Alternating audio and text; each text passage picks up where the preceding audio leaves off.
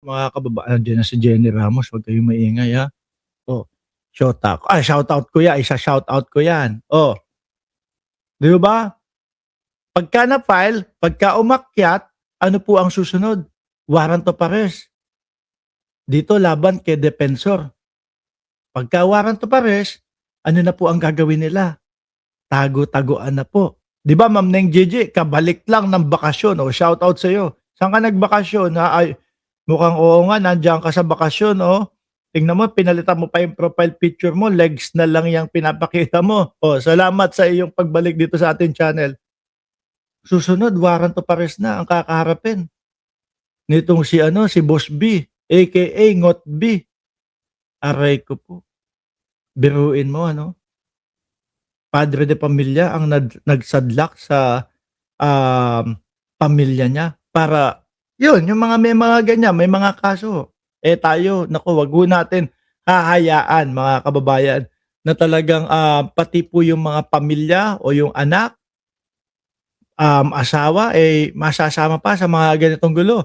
Anyway ho mga kababayan, speaking of gulo, pag-usapan naman po natin yung gulo na nangyari po doon sa Senado nung umpisang-umpisa na si ano na si Alan Peter Cayetano ay naging Senate President na. Ito muna ang pag-usapan natin.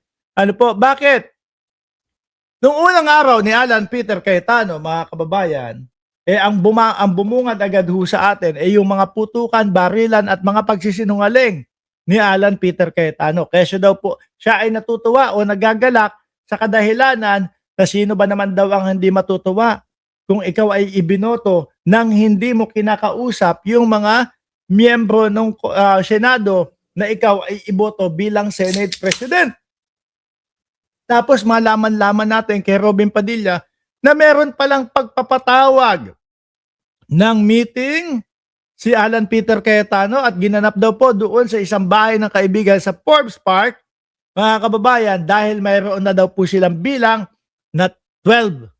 No? At meron daw pong darating na panlabing-tatlo na nakita din noon natin mga bossing at ibinalita na nakasakay si Ronald Bato de la Rosa sa isang sasakyan po ng Cayetano. It's either kay Pia or kay Alan Peter Cayetano. Ngayon ho mga bossing, kasi kaya ko inumpisahan dyan, alam ko sa sarili ko, yun yung tamang pag-uumpisa eh. Dahil mga bossing, Alan Peter Cayetano, Robin Padilla at ex-OSAA, Mau Aplasca, no, Sergeant at Arms, ilang araw lang, ilang araw lang, palit na. Oh, eh binibigyan na lang po sila ng 15 araw upang ipaliwanag yung mga kaganapang nangyari doon sa Senado. At ako ho ay naniniwala na ang pinakaulo, ang pinakapinuno at ang pinaka mayroong kumbaga ano tawag dito? Pinaka pinuno o leader ng mga naganap na ganito ay wala pong iba kundi si Alan Peter Cayetano. Bakit po? Sabi ko nga sa inyo, simula umpisa, sabi ni Robin Padilla, may pagpatawag po sa amin si Peter, no? Na meron daw po kaming pagtitipon doon sa bahay sa Forbes Park dahil may bilang na kaming 12 at dadating si Bato de la Rosa pang 13. So sa makatwid, ibig sabihin, eh, ang kumumbinse kay Ronald Bato de la Rosa, wala pong iba, syempre si Alan Peter Cayetano upang iboto siya bilang Senate President. Ngayon, naipit si Bato de la Rosa. No? Naipit si Bato de la Rosa doon sa Senado. At doon nga po natin nakita yung pagmumukha ni Bato de la Rosa na nangasim. No?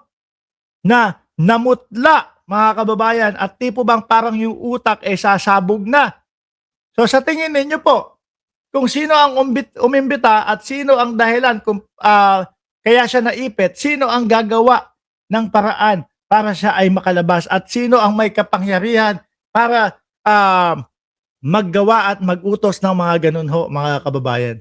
Wala pong iba kundi si Alan Peter Cayetano. Siyempre yung mga nasa ilalim, kagaya nila Aplasca, pag inuto ni Cayetano, ako na Senate President ngayon at ikaw ang Sergeant at Arms na.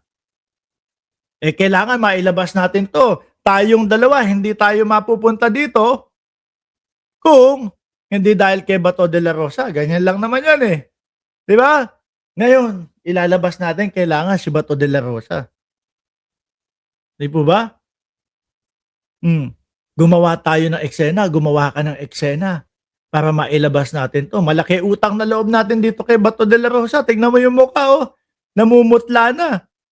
Bigla na kumakanta ng When Bells Run, hindi ko kabisado yun mga kababayan. Pero sabi nga nung iba, hindi dapat kinakanta ni Bato de la Rosa yan para sa pansarili niya. Ano po? Sherlock 007, shout out sa inyo at kay It Wasn't Me, Bembol Run. Sabi, ngayon gumawa sila ng eksena. Grabe naman po. Biruin mo, warning shot, 27 warning shot to. Tapos, saan ka nakakita ng warning shot nakatutok doon sa mga NBI? Yan yung nakikita ko ho, mga bossing. Na hindi lang obstruction of justice ang kailangan ipaliwanag nitong kampo nila Aplasca, Robin Padilla at ni Alan Peter Cayetano, kundi po bakit pinaputukan yung mga NBI gayong alam naman nila nakabaro o kasama sa gobyerno. Di ba? Bakit? Sadya ba talagang gusto nila patayin yung mga yon? Or hindi lang talaga maintindihan ni Aplasca kung ano yung warning shot na 27 yung pagpapaputok na pinakawalan. Di ba? Sabi ni Lolo Yumi, Yul, Miami, dapat sa Hague siya, humanitarian bushmark. Sabi ni The Mechanic, senaryo para patakasin si Kalbo. Ganyan na nga ho yan. Kailangan nila ipaliwanag yan. Ano po? Paano mo ipapaliwanag yung buntot-buntot si Robin Padilla, si Bato de la Rosa, tsaka yung babae na taga-bitbit o kung whatever? Paano mo ipapaliwanag na hindi mo ipinataka si Bato de la Rosa na sakay-sakay nung van ni Robin Padilla na ipinagyayabang pa? Yan po yung pinaka humble na SUV sa loob ng Senado kasi Fortuner lang daw po. Lahat po yan, mga kababayan. Sabi ni Alonly TV, nasa labas, NBI, pinaputukan ni Aplasca. Correct. Ayan binigyan ng 15 araw sina Senador Alan Peter Cayetano, Robin Padilla at ex-OSAA Maoy Aplasca upang magsumite ng eksplanasyon sa ombudsman kaugnay ng inihiyaing reklamo sa umano'y pagkakadawit nila sa pagkatakas ni Bato de la Rosa na may warrant of arrest sa ICC. At isa pa, sabi ni Cayetano, nung dalawang Cayetano, pinuputukan na po kami dito. Sa totoo lang, hinahanap ko talaga yung tamod sa mukha. Yung putok ko sa kanilang mukha, mga kababayan Kung ano yung sinasabi nilang pinapaputukan sila Pero, nalaman natin ang katotohanan na dun sa mismong grupo nila, no? Grupo nila, kasi kagrupo naman nila si Aplasca. Sa grupo nila, mismong nanggaling mga kababayan, yung mga pagpapaputok ho. Tapos ang isinasambit sa ating mga Pilipino doon sa ginawa nilang pagla-live, pinuputukan daw po sila. Di ho ba pagsisinungaling sa atin yun? Isa pang huli dyan. Bakit sa wetpacks ba naputukan? Sabi ni Shiro Kasaki. Ewan ko dyan sa mga putok-putok nila. Isa pa ho, mga kababayan. Magtataka ka, si Alan Peter Cayetano ang nagpapatay ng ilaw. Yung tipo ho bang, ikaw ba yung nagpapaputok para yung mga puputukan mo hindi makalayo, hindi makalabas, hindi makapuslit? Kasi po ang alam kong nagpapatay ng ilaw, yung mga nagpapaputok po, no? At tapos may mga night vision sila para yung mga target nila iisa-isahin. Para pag pinatay yung ilaw, yung mga tao hindi makakaalis doon sa kanilang mga lugar, mahihirapan. At hindi makikita yung mga galaw, hindi makikita saan pupunta. Pagka may konting nakante, lalagapak na, tutunog na. Di ba? Lights off daw. Kapag pinuputukan, ganun. They are under attack nga sabi ni Jenny Ramos.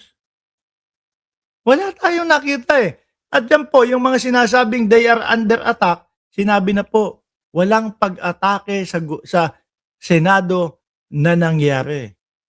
Walang pag-atake sa Senado na ginawa.